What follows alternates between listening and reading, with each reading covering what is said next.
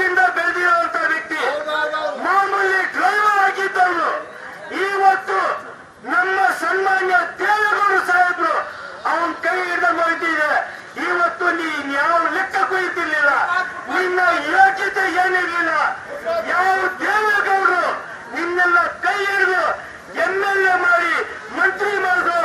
ಇವತ್ತು ಅವ್ರ ಬಗ್ಗೆ ನೀನ್ ಮಾತಾಡೋ ಯೋಗ್ಯತೆ ನಿನಗಿಲ್ಲ. ಗೌಡ್ರು ಕೊಂಡ್ಕೊಳ್ಳೋದ್ರ ಕಡೆ ಇರ್ಲಿ, ಅವ್ರ ಕಾಲು ಎಕ್ಕಡೋದು ನೀನ್ ಕೊಂಡ್ಕೊಳ್ಳೋಷ್ಟು ಮುಸಲ್ಮಾನರ ಹತ್ರ ಎಲ್ಲರ ಹತ್ರ ಭಿಕ್ಷೆಗಳ ಬರ್ತಾರ. ನಿನ್ಗೆ ಯೋಗ್ಯತೆ ಇದೆ, ನಿನ್ ಬಗ್ಗೆ ಮಾತಾಡು. ಇಡೀ ಮುಸ್ಲಿಂ ಸಮಾಜಕ್ಕೆ ದ್ರೋಹ ಮಾಡಬೇಡ, ಅವ್ರಿಗೆ ಅವಮಾನ ಮಾಡಬೇಡ. ಯಾವತ್ತು ಮುಸಲ್ಮಾನರು ನಮ್ಮ ದೇವೇಗೌಡರು ಪರಾನೇ ಇರೋದು, ಸಾಯೋವರೆಗೂ ಅಲ್ಲೇ ಇರ್ತೀವಿ. ಜೈ ಹಿಂದ್, ಜೈ ಕರ್ನಾಟಕ, ಜೈ ದೇವೇಗೌಡ. ಪ್ರತಿಭಟನೆಯಲ್ಲಿ ಬೆಂಗಳೂರು ಮಹಾನಗರದ ಜನತಾದಳ ವತಿಯಿಂದ ಏನು ಹಮ್ಮಿಕೊಂಡಿದ್ದೀವಿ. ಈ ಪ್ರತಿಭಟನೆಯಲ್ಲಿ ಭಾಗವಹಿಸಿರ್ತಕ್ಕಂಥ ಎಲ್ಲ 28 ವಿಧಾನಸಭಾ ಕ್ಷೇತ್ರದ ಅಧ್ಯಕ್ಷರು, ಎಲ್ಲ ಬೆಂಗಳೂರಿನ ಪದಾಧಿಕಾರಿಗಳು ಹಾಗೂ ಮಹಿಳಾ ಘಟಕದ ಅಧ್ಯಕ್ಷರು, ಮಹಿಳಾ ಘಟಕದ ಎಲ್ಲ ಪದಾಧಿಕಾರಿಗಳು ಈ ಪ್ರತಿಭಟನೆಯಲ್ಲಿ ಪಾಲ್ಗೊಂಡಿದ್ದಾರೆ. ಅದೇ ರೀತಿ ಮಾಧ್ಯಮದ ಸ್ನೇಹಿತರು ಸಹ ಬಂದಿದೆ. ತಮಗೂ ಸಹ ಸ್ವಾಗತವನ್ನು ಬಯಸಿ, ಏನು ಇವತ್ತಿನ ದಿವಸ ಕರ್ನಾಟಕ ರಾಜ್ಯ ಅಂತಂದ್ರೆ ಶಾಂತಿ ಸುವ್ಯವಸ್ಥೆಗೆ ಇನ್ನೊಂದು ಹೆಸರು, ಅದು ಕರ್ನಾಟಕ.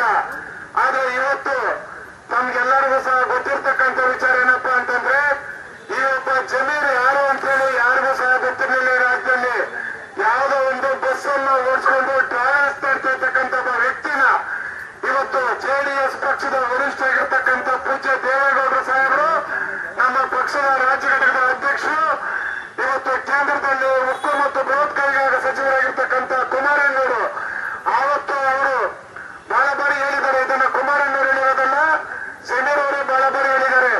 ವಿಧಾನಸೌಧಕ್ಕೆ ಒಂದ್ಸತಿ ಅವ್ರನ್ನ ಕರ್ಕೊಂಡು ಹೋಗ್ಬೇಕಾದ್ರೆ ಮಾರ್ಷಲ್ ಪೊಲೀಸ್ ಅಧಿಕಾರಿಗಳು ಅವ್ರನ್ನ ತಡೆದಂತ ಸಂದರ್ಭದಲ್ಲಿ ಮುಂದಿನ ದಿನಗಳಲ್ಲಿ ನಾನು ಅವ್ರನ್ನ ಯಾಕೆ ಅವ್ರನ್ನ ತಡೀತಾರೆ ಬಿಡಿ, ವಿಧಾನಸೌಧಕ್ಕೆ ಕರ್ಕೊಂಡ್ ಬರ್ತೀನಿ ಅಂತ ಹೇಳಿ ಚಾಲೆಂಜ್ ಮಾಡಿ ಅವ್ರನ್ನ ಶಾಸಕರ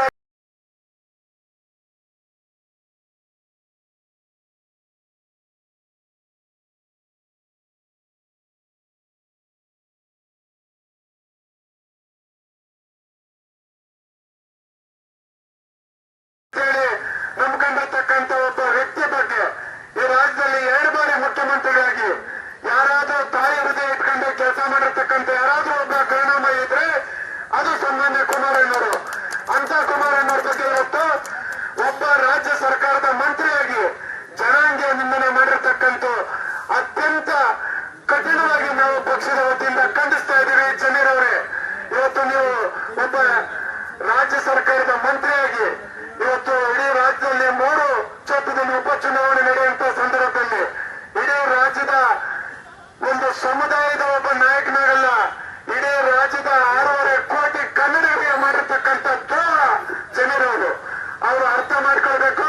ಜಮೀರ್ ಅವರೇನು ಬಹಳ ಬಾರಿ ತಾವೆಲ್ಲ ಮಾಧ್ಯಮದ ಸ್ನೇಹಿತರು ತಾವೇ ತೋರಿಸಿದ್ದೀರಿ. ಇವತ್ತು ತೇಜಸ್ವಿ ಸೂರ್ಯ ಅವ್ರ ಬಗ್ಗೆ ಯಾವುದಾದ್ರೂ ಒಂದು ಇಶ್ಯೂ ಬಂದ್ರೆ ಅದನ್ನ ಇವರು ಒಬ್ಬ ಏನಿವತ್ತಿನ